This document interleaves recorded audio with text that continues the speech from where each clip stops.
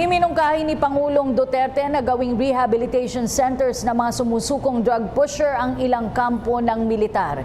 Ito ay upang mas lalo pang matutukan ng mga ito at para na rin mapabilis ang pagsasaayos ng kanilang pamumuhay. Si Eunice Monte sa detalye. Bukas ang Armed Forces of the Philippines sa mungkahi ng Pangulo na gawing drug rehabilitation centers ang ilan sa mga kampo ng ating mga sundalo. Ito ay dahil sa dumaraming bilang ng mga sumusuko na drug pushers at users sa mga otoridad. Nilinaw ng tagapagsalita ng Armed Forces of the Philippines na si Brigadier General Restituto Padilla na makikipagtulungan pa rin sila sa mga ahensya na nagsasagawa ng programa para sa nalululong sa droga.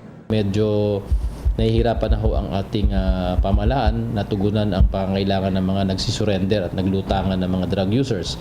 So sa gagawing rehabilitation program, makikipag-ugnayan po tayo sa lahat ng ahensya na may kakayahan na magsagawa ng mga programang ito. Kasi hindi naman po ang Armed Forces ang dapat na magsagawa ng programang yan dahil wala kaming expertise.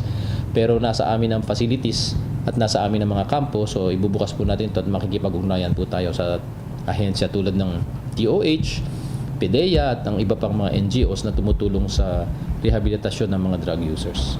Mayroon 11 main camps ng AFP na maaaring gawing drug rehabilitation centers. Kabilang nga dyan ang 5th Infantry sa Isabela, 2nd Infantry Division sa Tanay Rizal, 4th Magsaysay sa Nueva Ecija, Camp Guillermo sa Lucena City at Camp O'Donnell sa Capas Tarlac.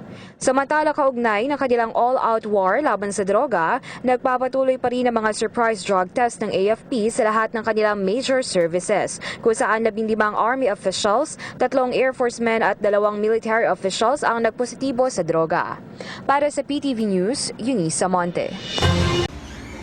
Ako po si Cathy San Gabriel. Subscribe na sa PTV YouTube channel. I-click lang po ang subscribe button.